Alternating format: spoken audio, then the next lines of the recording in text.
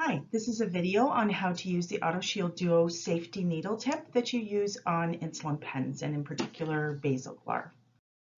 I acknowledge with gratitude that I'm speaking to you today from the unceded homelands of the Musqueam, Squamish, and Tsleil-Waututh First Nations.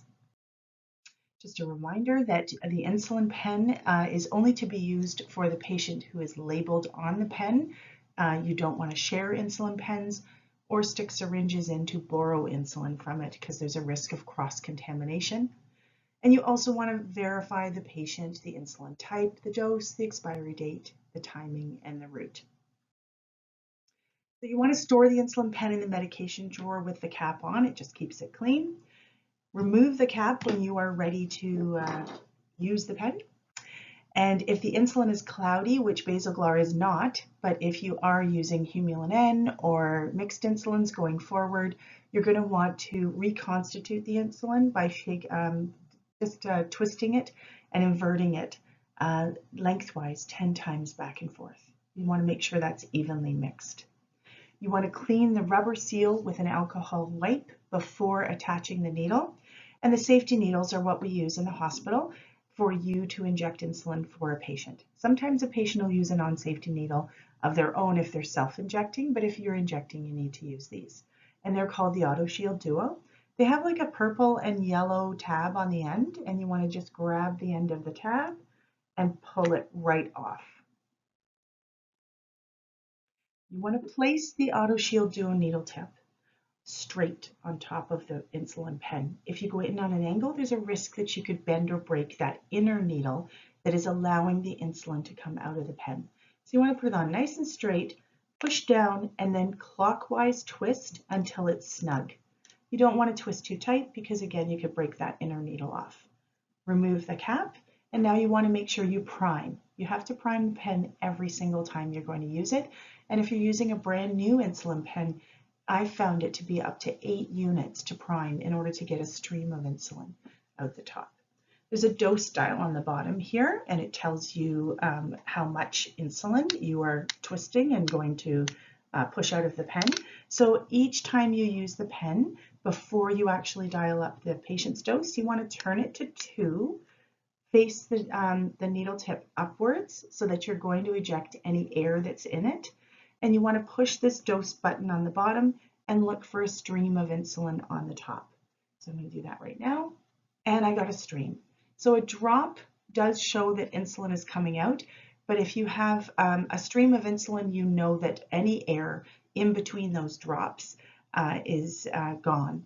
So now what you want to do is shake off the excess because some of the insulin that you primed out, that squirted up, has fallen back around the inner needle where the needle is.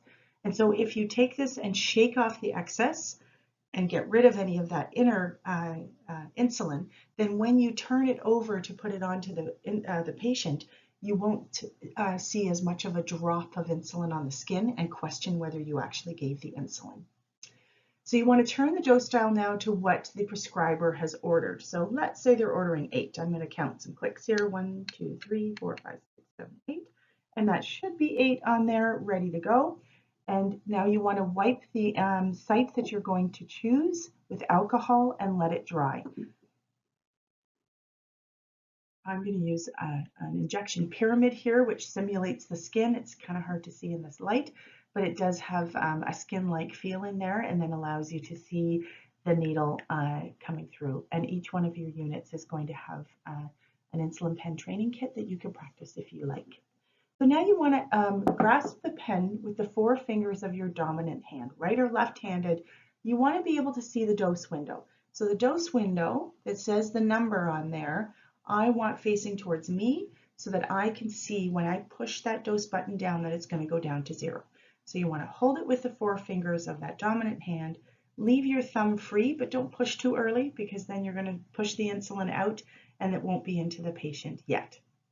So we want to make sure you're using a 90-degree angle, and that's because this clear sheath that's on the bottom, when you push down into the skin, that sheath will retract up and allow the 5mm needle to go under the skin. So the only time that you would ever have to pinch up is if you are in a pediatric situation or the patient is extremely thin. but this shorter needle does not require a pinch. So you want to place the needle 90-degree angle onto your injection site. Come back a little bit here. And I want to push down. You're going to listen for a click. So you're going to hear an audible click on here when I push the pen down. It's in. Commit. Stay there, because if you pull out now, the locking mechanism will engage and you won't be able to use this needle anymore. So you have to start all over again. So now I want to take the dose button. I want to press it down till it goes down to 0. And now I want to wait 10 seconds. Make sure you stay in for 10 seconds, because sometimes that plunger takes a little longer to get all of the insulin under the skin. And it really does help not having any insulin come back up or appear on the skin. So I've done my 10 seconds. I'm now going to pull out, and you're going to hear a nice little soft click, but there'll be a red bar that appears on the end. And so I'm going to pull out here. And now there is a red safety bar that has gone across to show that it is locked. You can see it there. So now we've got our safety bar in place. We know that we absolutely cannot get pierced with this. And now I'm going to counterclockwise twist off, pull the needle tip off, and now there's an inner lock that has retracted over top of that inner needle, which means there's no possible way that we could get poked by this pen. So then you want to take your needle tip and put it in the sharps container and store your pen with the cap on. Thank you.